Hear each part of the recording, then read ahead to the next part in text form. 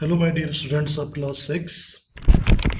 As you know, in other classes, revision week is going on, and they are watching old videos, what chapters we have covered.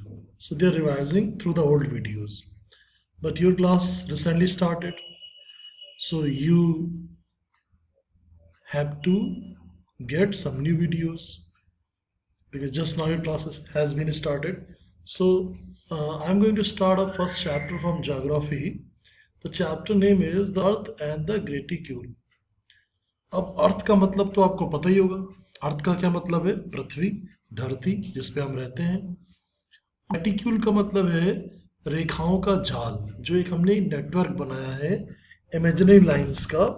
और वो imaginary lines कौन कौन सी हैं? Latitudes हैं, longitudes हैं. अब अर्थ जिस पे हम रहते हैं उस पे कोई ग्राहम भी रहता है, उस पे कोई नेरके भी रहता है, उस पे कोई कताया भी रहती है, उस पे कोई शाहिद भी है, उस पे कोई मीनाक्षी भी है, उस पे कोई मिनिकियो भी है ना. कुछ अलग अलग नाम है, कहीं पे कोई नतालिया भी है. तो ये सब क्या है? ये क्योंकि ये सब अलग अलग कॉन्टिनेंट्स में रहते हैं, और अलग अलग कॉन्टिनेंट्स में रहते हैं तो उनका कल्चर अलग है, उनकी लैंग्वेज अलग है. ऐसा इंडिया में भी है, लेकिन वो कम्प्लीटली डिफरेंट है. क्यों डिफरेंट है? क्योंकि उनका क्लाइमेट बिल्कुल अलग है. किसी की स्किन बहुत वाइट है, जैसे जो यूरोप में रहते हैं या रशिया में रहते हैं, स्वीडन में, पोलैंड में. और किसी की आंखें अजीब सी थोड़ी सी हैं, है ना, जैसे जापान, चाइनीज़ की. हम सब इधर इंडियंस हैं, साउथ एशियंस हैं. कोई अफ्रीका वाले कुछ ज़्यादा ही स्किन उनकी ब्लैक है, कोई ब्राज़ील वाले हैं तो थोड़ा अलग तरह के हैं. तो कुल मिला के ये जो पूरी पृथ्वी है, जो पूरा हमारा ग्रह है, इस पे बहुत तरह तरह के इंसान रहते हैं. और उनमें थोड़ा बहुत किस लिए है? क्योंकि वो अलग अलग लोकेशंस पे हैं. लेकिन एक कॉमन बात क्या है कि हम सब क्या हैं? We are the human beings first. तो कितने कॉन्टिनेंट आपको दिख रहे हैं इस मैप में मेरे सामने? नॉर्थ अमेरिका, साउथ अमेरिका, दो तो ये भाई भाई हो गए. और एक ए से और शुरू होता है, वो है अफ्रीका. और एक ए से और शुरू होता है अंटार्कटिका. फिर एक ए से और शुरू होता है ऑस्ट्रेलिया. फिर ए से एक और है एशिया. तो ए वाले कितने भाई हैं? ए वाले हैं 4 भाई. एशिया, ऑस्ट्रेलिया, अंटार्कटिका, अफ्रीका, ये 4 तो ए वाले हैं. तो 4 तो ए हैं.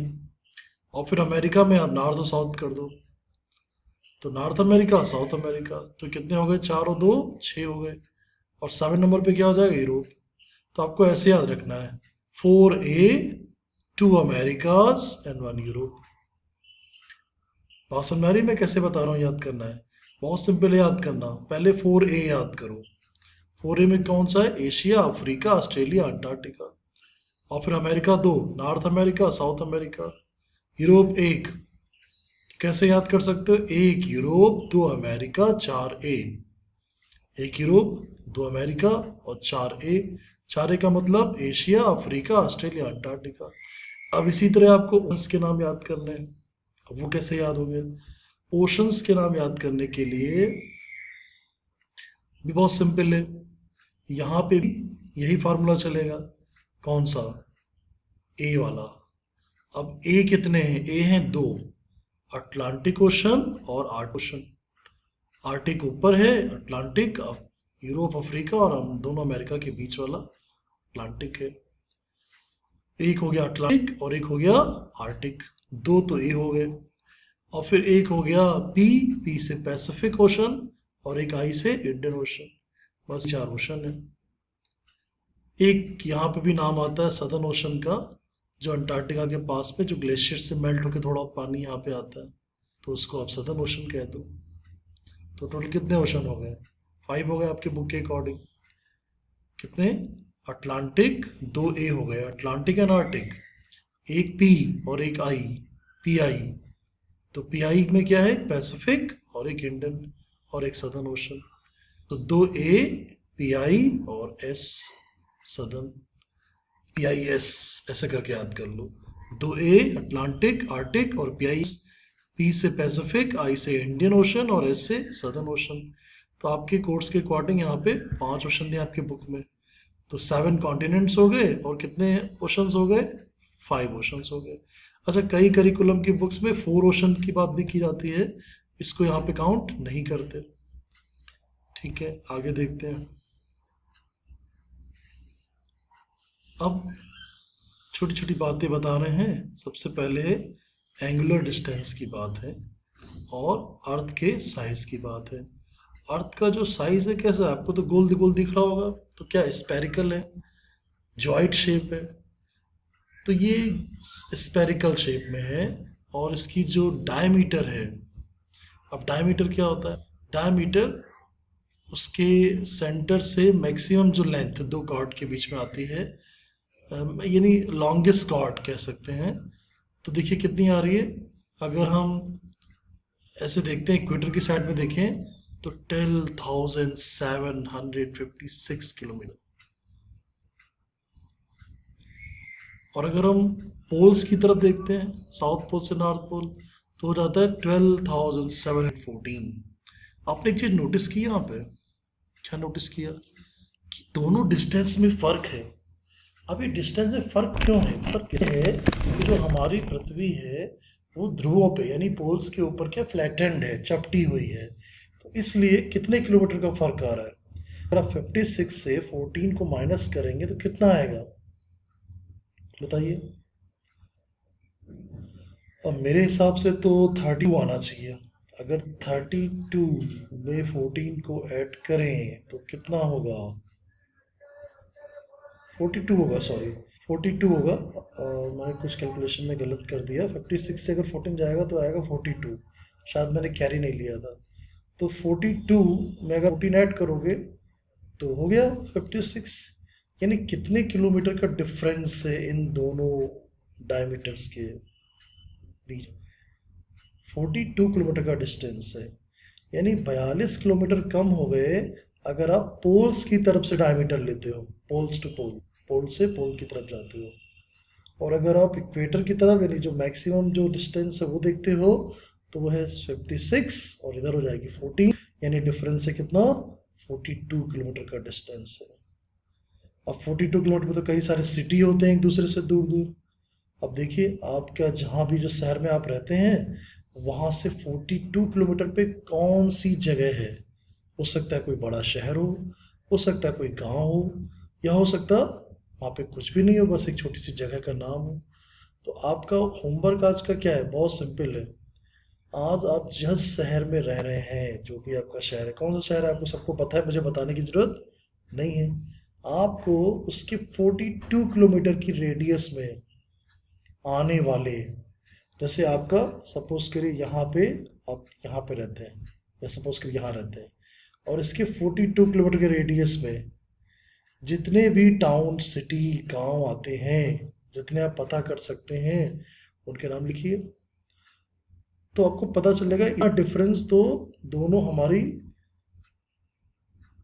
जो डायमीटर्स हैं अर्थ पे उनके बीच में है। तो आज आपका सिंपल होमवर्क 42 किलोमीटर की रेडियस में आने वाले स्मॉल टाउन, स्मॉल विलेज या कोई सिटी आपकी सिटी से दूर, उसको लिखिए। तो चलो 52 अगर थोड़ा डिफिकल्ट पड़ा तो 50 कर लेते हैं। 50 किलोमीटर तक की डिस्टेंस आप लीजिए कि आपकी सिटी से 50 किलोमीटर अवे की रेडियस में पूरा सर्कल बनेगा। रेडियस का कैसे बनेगा? आपने यहाँ पे एक पॉइंट लिया और उससे ये 50 और ये पूरा आपने घुमा दिया। तो इसकी रेडियस में आने वाले कितने सिटी, कौन कौन से विलेज आपके 50 किलोमीटर की रेडियस में आ रहे हैं। ठीक है, तो ये आपका छोटा सा होमवर्क है। तो हम लोगों ने आज समझा कि डायमीटर में दो डायमीटर में फ़र्क क्यों है, क्योंकि पृथ्वी ध्रुवों पे चपटी है और इक्वेटर पे सही पूरी मैक्सिमम डिस्टेंस आती है। अब ग्लोब क्या होता है? ग्लोब एक स्पेरिकल मॉडल है अर्थ का, जो हमें अर्थ के बारे में एक इंफॉर्मेशन देता है। अब यहाँ पे तो ग्लोब का पिक्चर उन्होंने बनाया नहीं बुक में, मेरे ख्याल से ये सब तो है नहीं ग्लोब का पिक्चर कहीं पे। तो ग्लोब अगर आप देखेंगे इंटरनेट से, चलिए मैं आपको दिखाई देता हूँ ग्लोब कहाँ है। अब ये देखिए ग्लोब है। अब ग्लोब का एक मॉडल है अर्थ का, जिस मॉडल पे आपको पूरी जानकारी देखिए यहाँ पे दिख रहा है इस ग्लोब के अंदर आपको कि हम यहाँ हैं इंडिया वाले। हम लोग कौन है? इंडिया वाले। में चाइना वाले हैं, कहीं कोई और वाले। तो इस सब मतलब अलग अलग कंट्री वाले हैं, कोई इथोपिया वाले, कोई सऊदी अरेबिया वाले, कोई पाकिस्तान वाले, कोई ईरान वाले, हम लोग इंडिया वाले, कोई ऑस्ट्रेलिया वाले। तो ये ग्लोब होता है जो एक पर्टिकुलर एक एक मॉडल है जो यहाँ पे रोटेट भी कर सकता है। अच्छे समझेंगे कैसे ये रोटेट करता है। और अगर हम देखें कि इसके और पिक्चर्स देखें तो आपको और समझ आएगा कि इंटरनेशनल डेडलाइन जा रही। तो ये कंप्लीट आपको एक इंफॉर्मेशन देता है कि कैसे हमारी अर्थ मूव कर रही है। ठीक है, तो इसको कहते हैं ग्लोब। तो मैंने ऐसे ही ऑनलाइन आपको उठा के ग्लोब दिखाया, ग्लोब किस तरह का सेम मॉडल होता है। ठीक है, तो ये है ग्लोब। तो ठीक है, आज के लिए होमवर्क मैंने आपको दे ही दिया है और आपको ग्लोब भी समझा दिया और कुछ और सिंपल सिंपल बातें बताई हैं।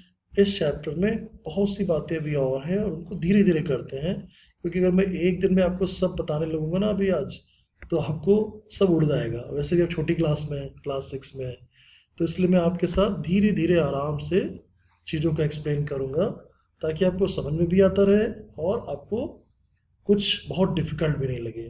तो आज हमने क्या समझा? आज हमने समझा है कॉन्टिनेंट्स कितने हैं और आपको इन कॉन्टिनेंट्स के नाम याद करने हैं, और आपको ओशंस कितने हैं आपके के अकॉर्डिंग 5 हैं, उनके नाम याद करने हैं। और ग्लोब क्या होता है ये मैंने आपको बताया, और डायमीटर का जो फ़र्क है वो मैंने आपको एक्सप्लेन किया क्यों होता है। तो आज आपको होमवर्क आपको पता ही है कि 50 किलोमीटर की रेडियस में आने वाले आपको अपनी लोकेशन से सिटी और विलेजेस के नाम लिखने, जितना आप पता कर सकते हैं मैक्सिमम बस। ठीक है, so thank you so much, have a nice day.